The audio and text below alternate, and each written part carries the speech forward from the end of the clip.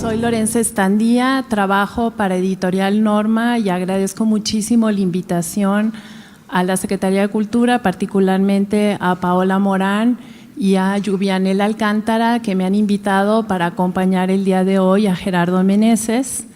La Secretaría de Cultura ha invitado a Gerardo Meneses, de nacionalidad colombiana, a estar con ustedes el día de hoy para presentar el tema de la migración.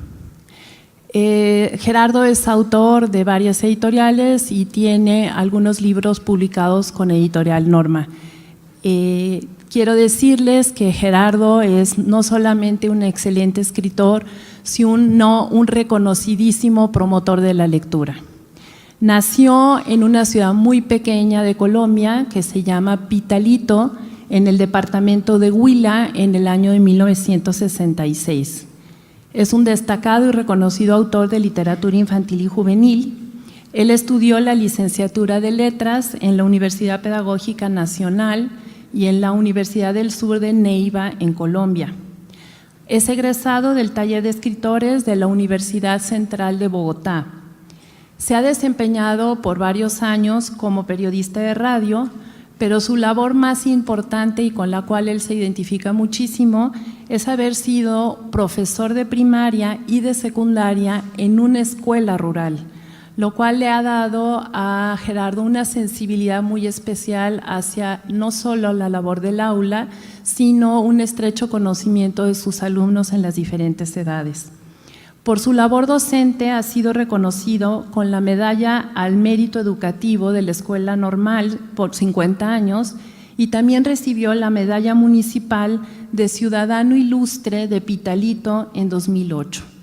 Su producción literaria es continua desde que empezó a escribir, no ha dejado de hacerlo, y tiene obra publicada en Alfaguara, Educar, Norma, Panamericana en Colombia, en estas 4 editoriales, y en Libreza en Ecuador.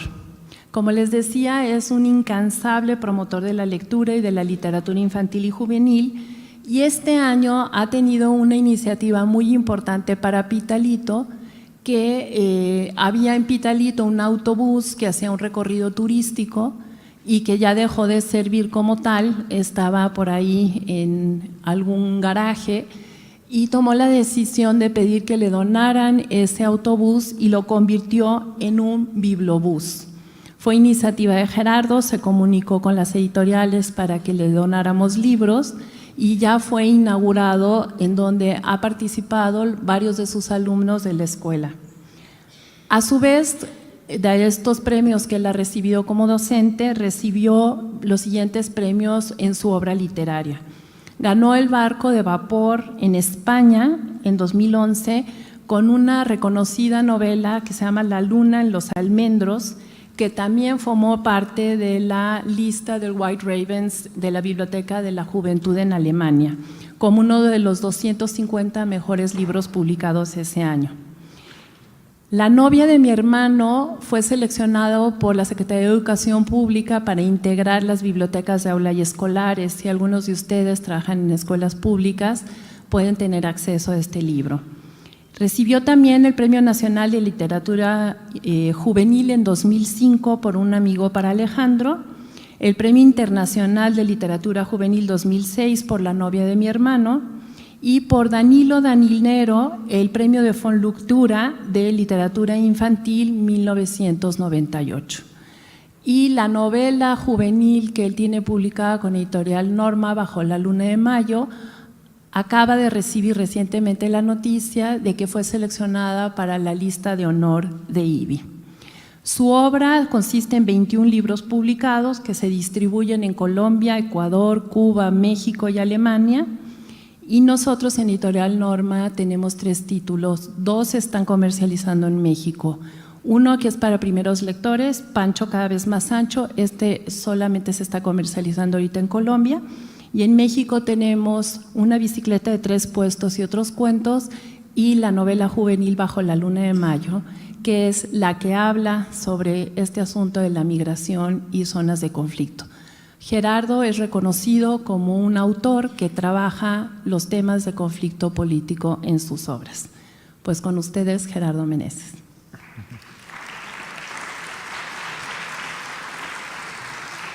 Buenos días, Lorenza, buenos días, y a ustedes muchísimas gracias a la Secretaría de Cultura por la invitación. Siempre es un placer estar en México, es la segunda vez que estoy acá y es un país al que quiero profundamente, al que aprendí a querer a través de las telenovelas que veía mi mamá, a través de las rancheras que escuchaba mi papá, y que tiene unos puntos de encuentro infinitamente grandes con Colombia. Cada vez que vengo solo siento afecto, solo siento el aprecio y el cariño de la gente. Muchas gracias por la invitación, muchas gracias por estar aquí. Hablar de guerra en tiempos de paz es el nombre de la charla, a raíz de los diálogos de paz que mi país comenzó con la guerrilla de las FARC y que comenzaron en La Habana, en Cuba, y que generaron también todo un proceso político en mi país que hacía vislumbrar tiempos mejores. Particularmente quiero confesarles que me avergüenzo de haber sido tan indiferente a la realidad de mi país hasta hace unos 6 años, cuando como el conflicto a mí no me tocaba, porque vivo en un pueblo al sur tranquilo, pequeño, tranquilo, iba a la escuela con los niños, atendía los viajes con las editoriales, estaba con mi familia, es decir, era como si estuviera en una burbuja y a mí, como colombiano, eso como que no me interesaba. ¿Por qué no me interesaba? ¿Y por qué era tan indiferente? Que es el reproche que me hago siempre. Y creo que nos pasa a muchos, solamente hasta cuando conocí de cerca que era una familia desplazada, y la conocí estando frente a frente. Cuando llego por gira de autor, llego a una ciudad, y encuentro en una calle a una pareja de esposos, su hijo y su perro. Empiezo a entender lo que significa el conflicto y lo que significa estar desplazado, pero sobre todo desde los ojos de un niño.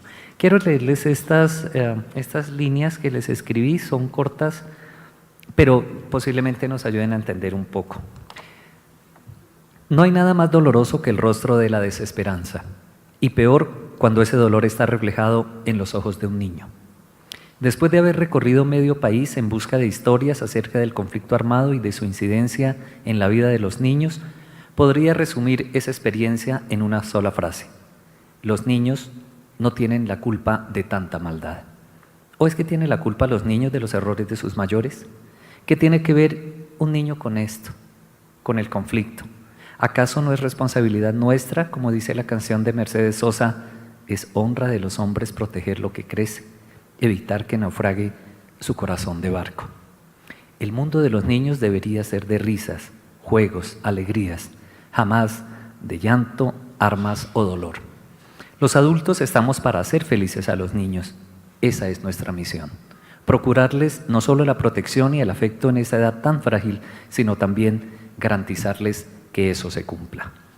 Después de haber recorrido mi país buscando historias de niños en medio del conflicto, de haber oído sus relatos, de ver sus rostros, de inclusive secar sus lágrimas cuando el peso de la tragedia les quebraba la voz, después de escribir 3 novelas acerca de igual número de ejércitos, de comprobar que existen 2 países en uno, que ese país rural del que a veces desconocemos tanto es tan nuestro como este citadino, excluyente e indiferente, siento la imperiosa necesidad como escritor y como ser humano de hablar de un tema del que muchos prefieren ignorar, callar o evadir.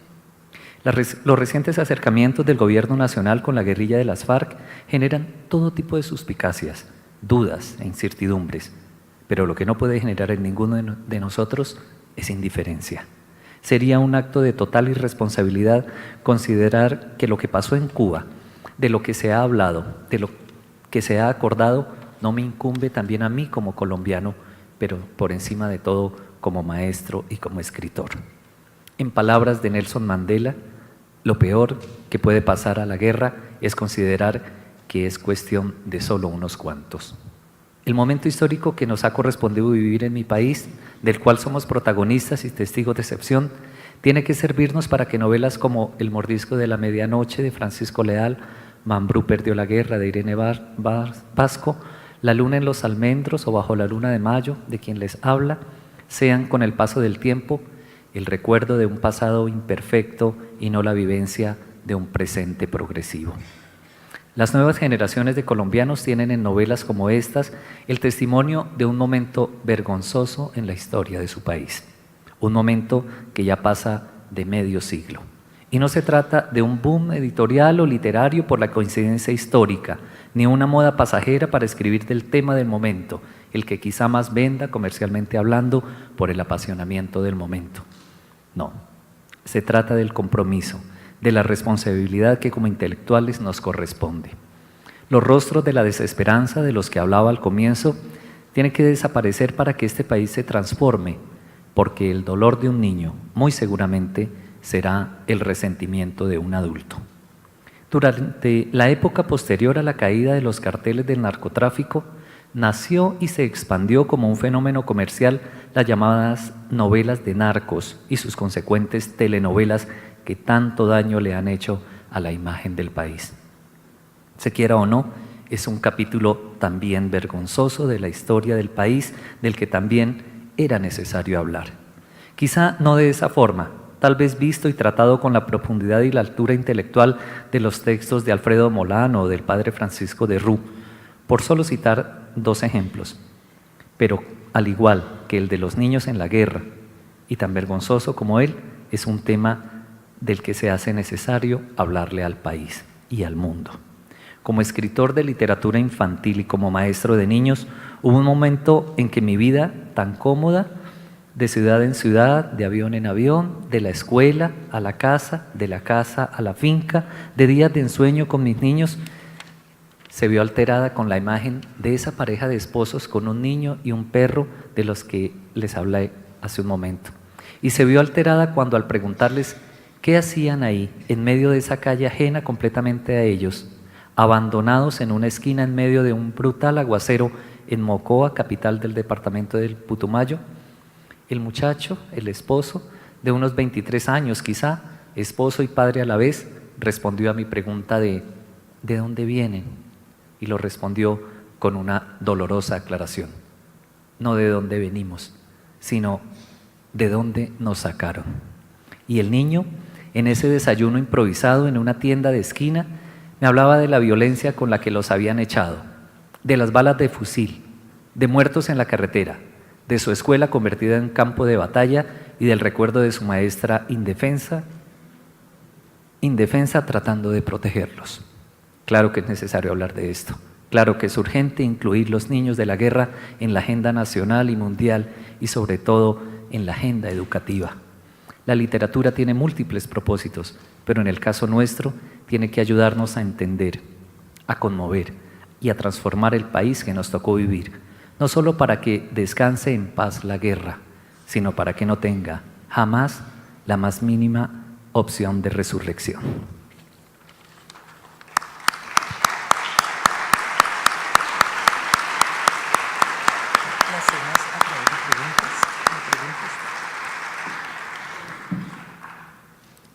Tu texto nos deja una emoción como para guardar de verdad minutos de silencio. Conmueve muchísimo. Gerardo me dice que él preparó un texto breve con esta tónica porque así habla en sus novelas y trata este tema. Él mencionó que tiene una trilogía y esa trilogía está directamente vinculada a los 3 tipos de ejército que hay en Colombia: el Ejército Nacional, la guerrilla y los paramilitares.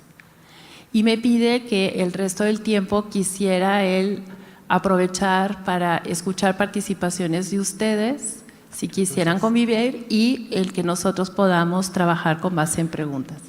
Sí.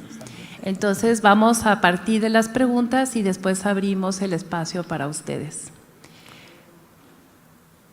Nosotros en Editorial Norma tenemos 2 obras tuyas publicadas que tienen como si vinieran de 2 autores distintos. Bicicleta de 3 puestos, algo totalmente de ficción para niños de 9 años, con historias absolutamente de la vida cotidiana de los niños en un proceso de vacaciones.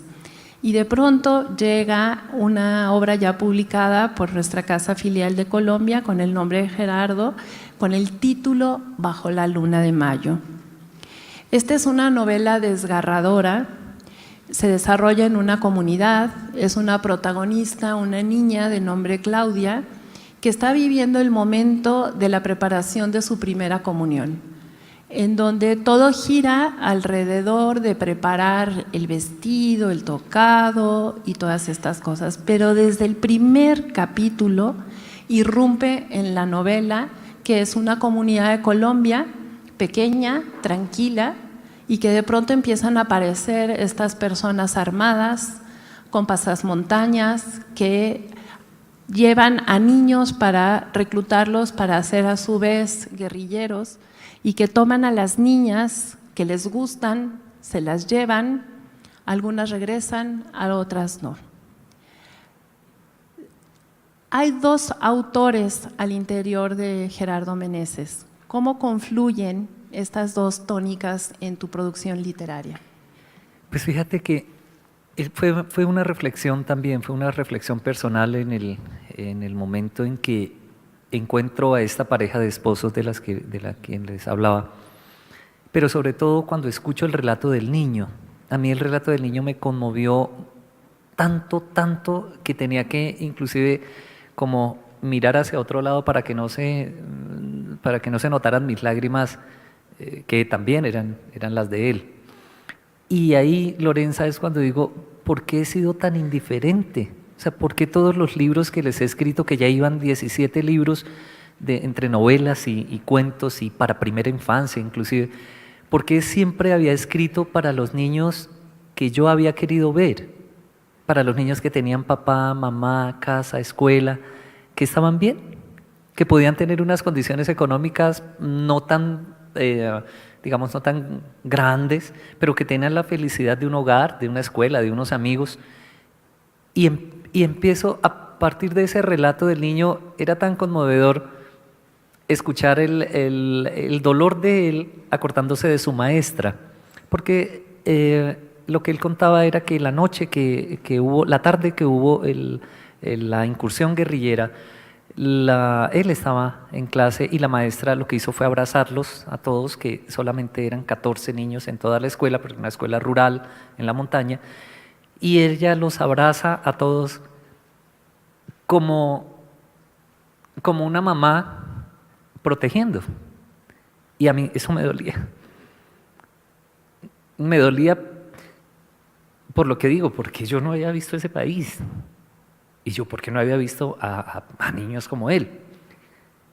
Y yo lo escuchaba y escuchaba su dolor, el dolor de un niño que dice, y pobrecita mi maestra, ella se quedó. Y traten de ustedes imaginarse allá en la montaña, que en muchas ocasiones las condiciones de los maestros son muy difíciles en el campo, en la parte rural. Pero agrégale a eso el conflicto. O sea, si encima de tus condiciones sociales, económicas, culturales, es difícil, agrégale que haya conflicto, o sea, que haya guerrilla. Ese relato de él fue el que partió la vida, Lorenza. Fue tan fuerte que luego de ese desayuno, que podría durar 25 minutos tal vez, luego mi teléfono suena, me estaban esperando en el hotel porque me habían dejado en el hotel para que descansara y luego sí seguía mi conferencia, pero yo no salí, sino que yo no me quedé, sino que salí a dar una vuelta y curiosamente a ellos me los volví a encontrar. O sea, la primera imagen fue cuando me bajé del carro, me llevan al hotel y luego que doy una vuelta por el pueblo me los vuelvo a encontrar. Y ahí es donde aparece el escritor, cuando te dicen a ti, aquí hay una historia, mira que ahí hay unos personajes. Entonces ya hablo con el niño y me cuenta esto. Suena mi teléfono, voy a la conferencia y el niño queda en mi cabeza y en mi corazón y me sigue dando vueltas, me sigue dando vueltas. Voy a la otra conferencia, al día siguiente, fueron 3 días de gira, de los compromisos que tenían, y cuando regreso a Pitalito, el niño seguía ahí, y seguía ahí, y seguía ahí, y seguía ahí. Y tomo una decisión, me devuelvo a buscarlo, pero nunca lo encontré, nunca lo encontré. Pero en cambio recorrí casi año y medio buscando en zonas de conflicto, pero no lo encontré a él, pero encontré cientos de niños como él, cientos de niños y niñas como él. A partir de ese momento, del encuentro con el niño, fue que dije, quiero escribir historias de la vida del niño, de este tipo de niños, del otro país que yo casi que había sido tan indiferente, digo, y que había sido tan irresponsable con mi país, teniendo el oficio que tengo. Los libros anteriores, claro, tú los miras y yo los leo y me gustan, y me encanta porque es la otra infancia, la blanca, la bonita, con la que Diego Alejandro, mi niño, se crió, con la que se formaron muchos de mis niños en la escuela, que hoy son hombres y mujeres. Pero había otros niños. Y entonces yo también me sorprendo, ¿sabes? Yo a veces me sorprendo de ver este escritor tan fuerte. Bueno, quiero aclarar aquí que las novelas no son dramáticas. No las lees y sufres el dolor, sino que como que te das cuenta que es como si fuera una cotidianidad, es como si fuera parte de la cotidianidad lo que les pasa a ellos. Para uno eso no es normal, ni para ti ni para mí eso no puede ser normal. Y para el niño de esas zonas es como si fuera su cotidianidad. Ese momento de estar en una escuela muy adentro, en la zona rural, casi en la parte selvática, y luego ver a los guerrilleros que van bajando y los niños saludarlos así, y ellos hacerles así. Y los niños, la maestra, yo estoy leyéndoles un cuento y estamos muy emocionados.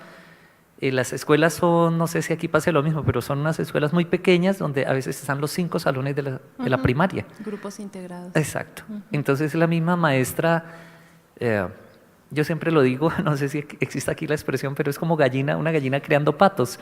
Cuando los paticos se le van al agua y la pobre gallina no sabe qué hacer, pues aquí, porque ella tiene aquí primero, aquí segundo, aquí tercero. Pero estoy en el cuento con los niños, leyéndoles el cuento, y de pronto los miro que los niños los saludan. En condiciones normales, o sea, eso no puede pasar, pero pasa. Es ahí donde ese escritor toma la decisión de investigar, y fueron muchos años. Esa primera novela, que fue La luna en los almendros, fue 1 año y medio de viajes, y fueron 5 meses de una absoluta dedicación, todas las noches escribiendo, pero ya tenía mucha información para poderla escribir. Así nació, o sea, hice como a un lado la otra etapa, y luego hice esta, que ya fueron 3, y que fue esa trilogía, y ya, creo que fue suficiente. Es importante que ustedes sepan que Gerardo toma la decisión de hacer una sólida investigación de campo y se fue a las zonas de conflicto. Y para esto viajó como maestro y viajó con una mochila al hombro llevando libros para llevar a esas comunidades. Pero la intención real era investigar qué era lo que estaba ocurriendo y tener testimonios. Estos viajes los hizo sin avisar a su propia familia. Él es hijo de una familia muy numerosa, el número 11, el más pequeño. Y bueno, está acostumbrada a la familia que se ausenta porque tiene giras de autor.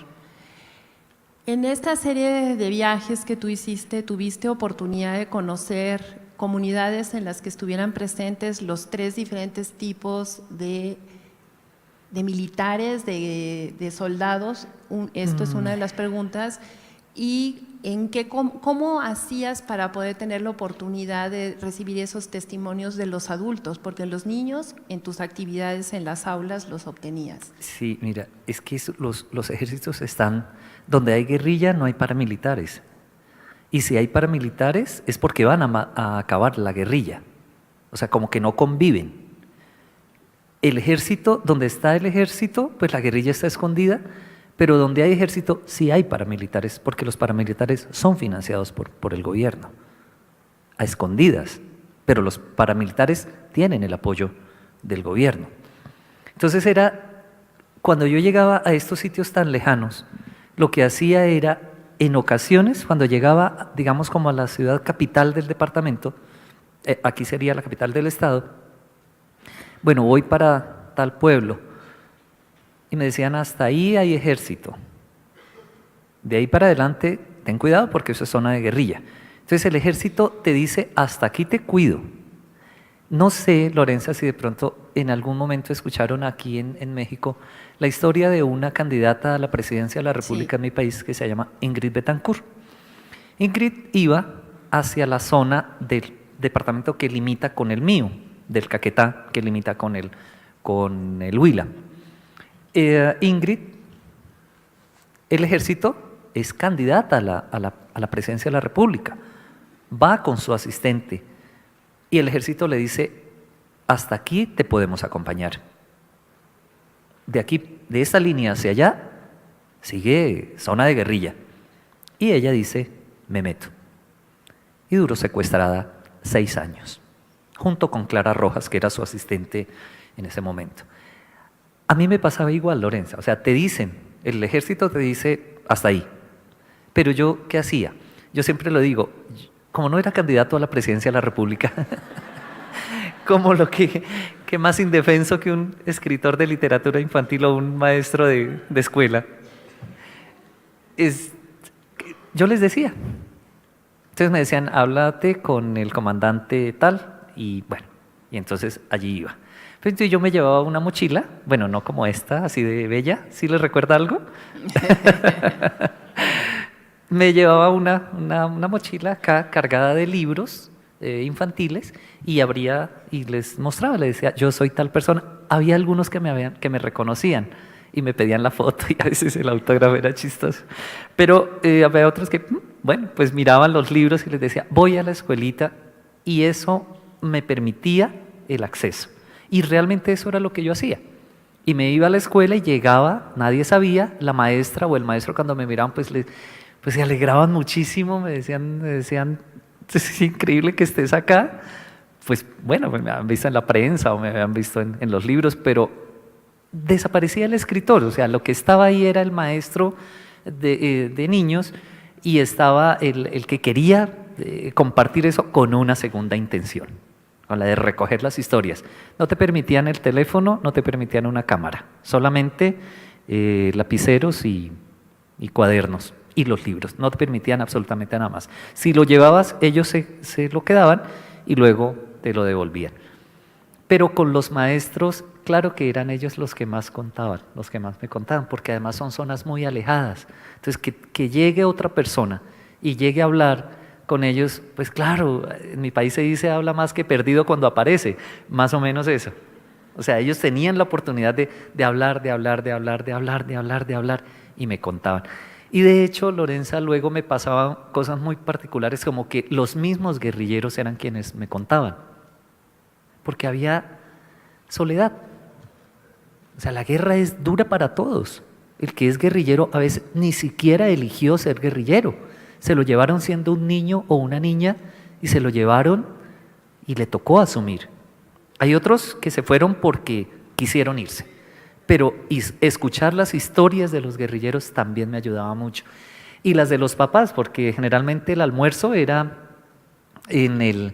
pues allá en el campo, a la orilla del río, o en la casa de alguno de ellos. Entonces, como que de todo lo que decían yo iba guardando como en una grabadora aquí, muy fuerte, y fui recogiendo las historias tanto de ellos, de los adultos, papás, maestros, guerrilleros, como las de los niños.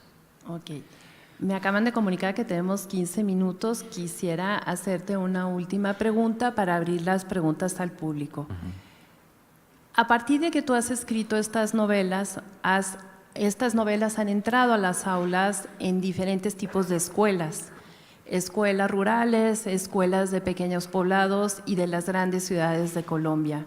¿Cuál es la reacción de los lectores cuando leen este tipo de novelas? Porque además unas están publicadas para niños y otras están publicadas para jóvenes. Nárranos alguno de los impactos que a ti te han sobrecogido más a partir de la lectura de tus novelas. Y ahora que me lo pides, te cuento 2. Una, en una zona del norte de mi país, muy cerca de Cartagena, en la costa, donde la influencia paramilitar es muy fuerte, muy, muy fuerte, son las sabanas de Córdoba. Y a mí, la Presidencia de la República, a través del Ministerio de Educación, me pusieron en el año 2016, en el año pasado, como acompañar esas comunidades a partir de los libros. O sea, como que había un tema y había un libro que les hablaba de ellos y que se podía hablar. Entonces, como estábamos en el proceso de paz, hablemos de eso. O sea, no lo ocultemos más, hablemos de eso.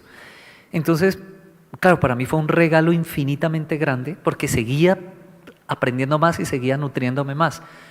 Pero en algún momento un chico me dice, lo digo con dolor, pero es que fue particular. Él lo leyó Bajo la luna de mayo y me dice, está muy linda tu novela. Pero eso es apenas una briznita de todo lo que pasa aquí. Y yo había tratado de contar pues muchas cosas, pero él me dice, no, eso es una gota de todo lo que pasa. Claro, cuando tú haces literatura, cuando tú haces novela, tú transformas la realidad, tú no la puedes dejar tal cual, o sea, patético, no, o sea, lo transformas. Y otra que me pasó fue, lo tengo muy claro, que fue en el Colegio Cambridge, en Bogotá, que es una escuela de un nivel económico muy alto, pero muy alto. Y estamos aquí con los chicos y de pronto un chico, viene el momento de las preguntas y el niño se levanta y me dice, yo no quiero preguntarte, Gerardo, yo lo que quiero es felicitarte por esa capacidad de imaginación que tienes. Ay, fue como si hubieran barrido y trapeado el piso contigo. El chico, yo le dije, voy a decirte una cosa que te va a hacer sentir mal, pero es que no es imaginación, no es fantasía, eso pasa en tu país. Y el niño, su sonrisa como que se le transformó. ¿Cómo?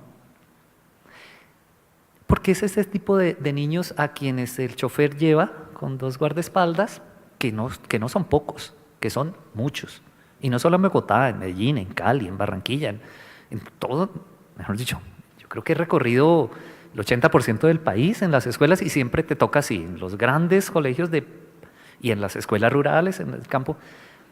Y eso sirvió para que alargáramos la charla casi por media hora más, porque para el niño ese país no existía. Y para él era, oye, pero qué imaginación la que tienes. Y era parte de una realidad. Ok, pues abramos el micrófono para las preguntas porque pienso que esto detona y veo varias manos levantadas. Pido apoyo a los colibríes, por favor. ¿Te pones de pie para que te podamos ver? Gracias. Hola. No está el sonido del micrófono. Apoyo al personal de audio, no está el sistema del audio funcionando. Por favor, el otro micrófono.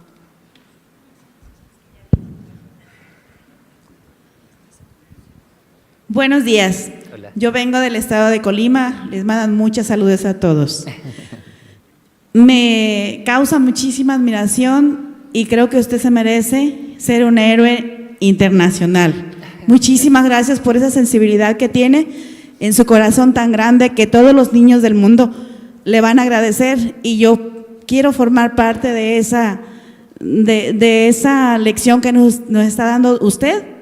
Muchísimas gracias y le agradecemos mucho por la visita que tuvo a México. Gracias. Gracias a ti. Sí, buenos días. Mi nombre es Sara. ¿A quién? ¿Dónde estás? Acá abajo, Alicia. Sí. Ok, Sara. Hola, buenos días. Mi nombre es Sara. Yo soy profesora de primaria ya jubilada, pero ya hace unos buenos años me he dedicado a trabajar en la comunidad.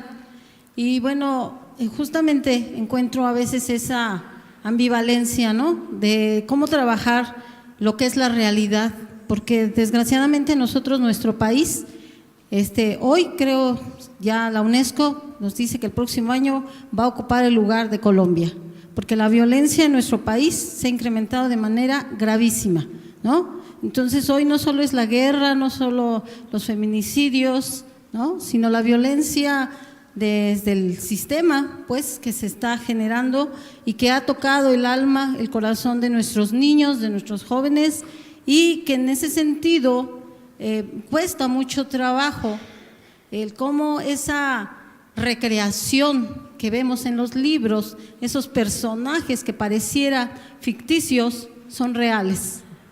Y entonces yo preguntaría, ¿cómo, sin tener que ir a la guerrilla, a los lugares, a hacer trabajo de campo, porque nosotros, la mayoría, estamos en nuestras zonas de confort, cómodos, sin saber que existe en nuestro país, México, empezando por nuestro país, esa violencia en creciendo, ¿no? Entonces, yo digo, ¿cómo, sin tener que acudir a esos espacios, a vivir lo que es, a que me toque la piel, el corazón y la mente, la guerra tan fuerte, la violencia, cómo ustedes, como tú, Gerardo, con esa experiencia que ya tuviste, pudieras compartirnos, invitarnos y sensibilizarnos? A través de la literatura, Sara, a través de los libros. Mira, hay temas que no pueden ser vedados, hay temas que en la literatura infantil no puede haber temas tabú.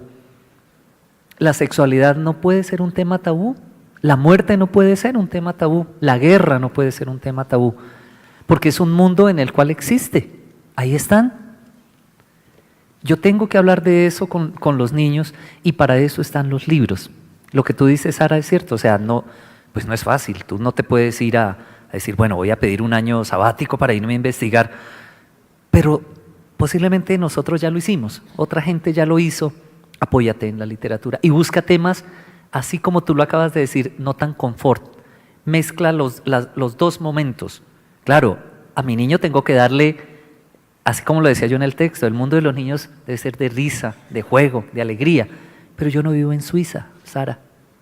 Yo no vivo en un país perfecto. Yo a mi niño tengo que mostrarle la realidad y tengo que, con un buen maestro, se encarga de eso, y un buen papá también. Cuando murió el abuelo y yo le digo al niño, no, tu abuelo se fue de viaje, ¿por qué lo engaño?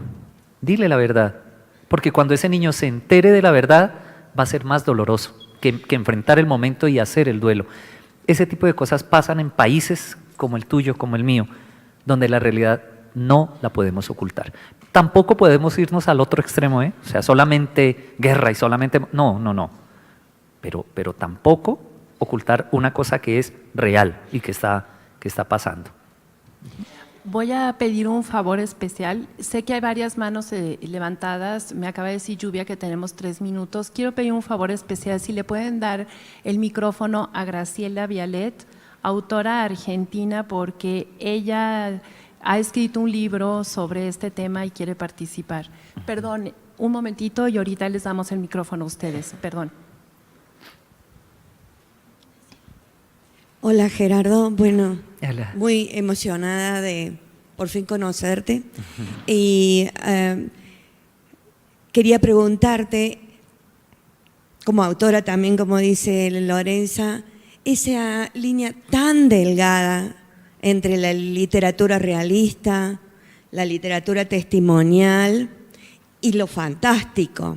Este niño de bogotano que te dijo qué imaginación tienes, en realidad es que le hiciste el cuento y lo compró, digamos, desde esa realidad, inclusive desde la ficción absoluta para él, estaba comprando digo, entre comillas, ¿no es cierto? Estaba asumiendo esta historia como parte de su ficción. Y ese delgado hilo de la ficción, a mí me interesaría preguntarte, ¿cómo lo manejás? Porque veo que tenés 2 tipos de prosa o de expresión. Sí.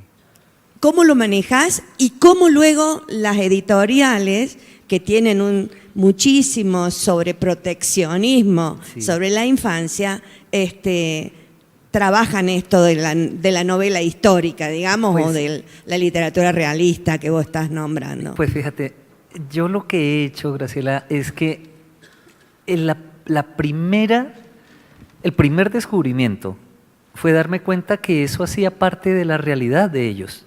O sea, que era contar, pero yo no me estaba inventando nada ni tampoco necesitaba decir como crear otras realidades, sino contar y contar su cotidianidad. Y en esa cotidianidad, en medio del conflicto, estaba el humor, estaba el amor, estaban todos esos otros elementos que hacen posible la vida. Cuando yo te decía, eso no puede ser normal para ninguno de nosotros, lo de los guerrilleros bajando por al pie de la escuela, pero esa era su realidad. Yo lo que hice fue casi que mezclar esas dos líneas que tú dices, que están delgadas para no pasar de una a la otra, sino a partir de esos personajes construir otros. Si tú me preguntas por Claudia, la protagonista de Bajo la Luna de Mayo, ¿dónde la encuentro? ¿Cómo es? Yo te contaría que yo la inventé, y la invento a partir de. Pero Claudia, Arrayanes no existe, el río Mulatos no existe, pero existe en la novela como tal. Entonces cruzo esas dos líneas y se mezclan en una sola. Y yo acudo mucho al humor porque era que me encontraba con muchas cosas de humor. El domingo, estuvimos con los chicos y yo les contaba de una escena que me quedó tan grabada, pero tan grabada en un pueblo que la dejé para Claudia, que se la puse a Claudia. Y es que no quiere entrar a la clase de religión, porque siempre lo digo, porque su maestra era una monja frustrada, entonces era brava. Entonces la niña no quiere entrar a la clase de religión y están en la escuela, terminan el recreo y ella sigue con sus amigas y se suben a los palos de mango a bajar mangos y hasta allá llega la profesora de religión con el prefecto de disciplina, con el rector, y ella del susto, pues ya tenía los mangos en las manos, ella del susto se los mete en el uniforme y le quedan acá. Entonces la profesora le dice, manos atrás, y la niña queda así derechita. Ay, te puedes imaginar una niña de 11 años, así, con 2 mangos metidos.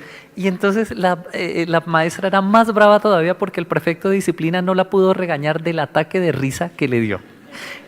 Entonces él se reía y a mí me parecía eso en medio de la tragedia que estaba pasando. Entonces cuando me cuentan eso, yo dije, esto lo quiero contar así. Tú lo vas a encontrar en la novela, lo vas a encontrar tal cual. Entonces era como eso, Graciela. Era como que no que está la realidad aquí está lo que te vas a inventar, sino que era una sola trenza, era una sola cosa que se formaba. He tenido la suerte de que mis editores han sido muy inteligentes, creo, y han sido muy generosos, más que inteligentes, muy generosos, porque nunca me han puesto problema por esos temas que pueden ser muy, muy fuertes. Lluvia, sé que el tiempo terminó, pero quiero regresarle el micrófono a la persona que lo tenía. Sé que hay más manos. ¿Esta va a ser la última pregunta? Sí. Va a estar Gerardo con ustedes, entonces en los pasillos, si gustan, en el receso podrá conversar y resolver las dudas. Es dolorosísimo tener que hacer esto así, pero el tiempo nos apremia. Gracias. Buenos días. Mira, yo soy Luz María, soy narradora oral y también tengo formación como abogado y mediador legal. En mi voluntariado estoy trabajando con niños víctimas de delito. Me cuesta trabajo la selección de qué les cuento, qué les leo, qué les comparto, porque ellos ya están, yo donde los veo es donde están privados incluso les digo, privados de su libertad, están alejados de quienes les han violentado, entonces están fuera de sus casas, o sea, del único espacio que conocen, han sido violentados y lejos de los seres que a lo mejor no son los que más los aman, pero son los únicos que conocen. Entonces, llevar historias duras me parece como demasiado dolor ya acumulado. Y siempre ando buscando historias como más resilientes, donde efectivamente existe el conflicto, pero hay una solución. Yo quiero pedirte que nos compartas, cuando tú decides ir a caminar y a buscar tus historias y armas esta mochila y llevas tus libros, ¿qué libros metiste en tu mochila? ¿O qué libros quisiste compartir? Luz María, mira, te soy lo más sincero, los que las editoriales me regalaban. No te puedo decir sí, yo hice una selección y escogí aquí y puse acá, porque yo acudía a la generosidad de mis editoras y de mis editores. Y yo les decía, regálenme libros, porque no era uno ni dos, yo tenía que llevarme 20, 25 libros, que creía que ese era el número de los niños en el salón, pero finalmente esas eran las bibliotequitas que yo les dejaba. Luz María, la generosidad de mis editores y su conocimiento, además, su conocimiento, fueron los que me daban los títulos. Y me encontraba con sorpresas, me encontraba, así como tú lo dices, con libros muy blancos, con unas historias muy lindas y de pronto unos temas fuertes. Y ya para cerrarte la pregunta, recuerdo un libro que se llama No comas renacuajos, que me llegó en la cajita cuando iba para determinado punto. Yo no comas renacuajos, un libro infantil, y lo leí, por Dios, qué historia tan dura, de niños delincuentes juveniles en la calle, y te lo recomiendo, No comas renacuajos, Francisco Montaña. Ese libro estaba en la cajita que yo iba a llevar, pero te digo con absoluta sinceridad, yo no los escogía, no era lo que me regalaban, pero siempre lo que me regalaron fue muy, muy, muy elegido.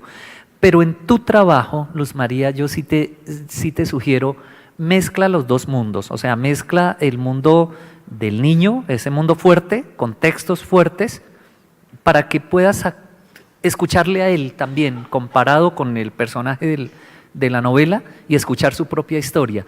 Y eventualmente lleva también cuentos y novelas muy agradables, con humor, con otra cosa que no tenga nada que ver con esa realidad tan dura. Pero sí, mezcla los dos mundos. Vamos a cerrar esto. Quisiera, si me das oportunidad, de decir dos cosas.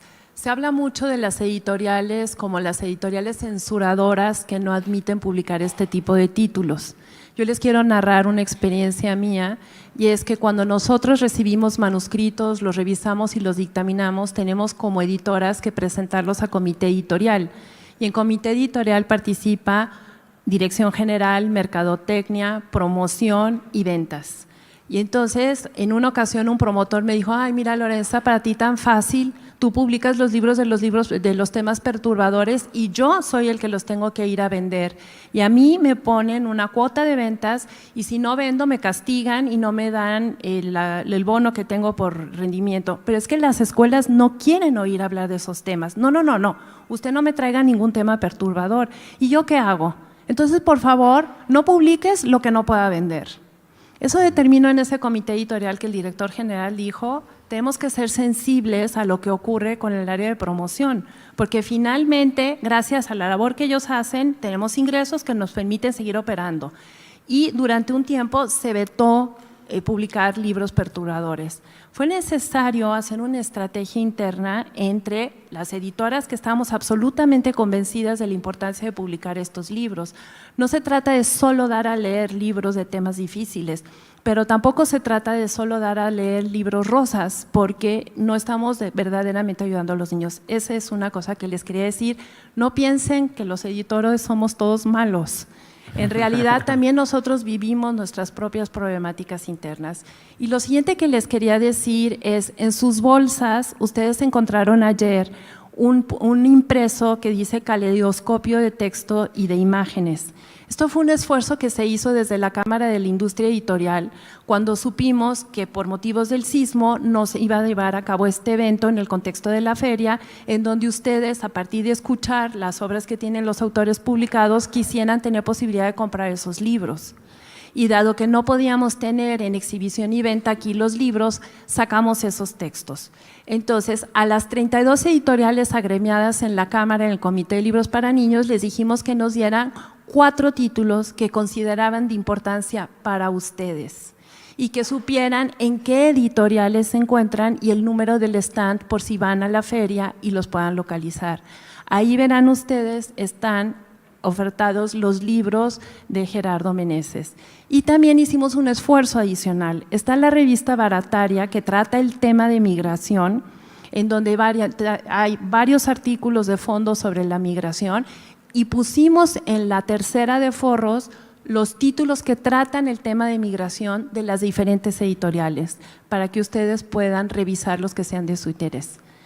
Muchas gracias, Lluvia, por la invitación. Gracias, Gerardo. Muchas gracias a ustedes, ha sido un placer.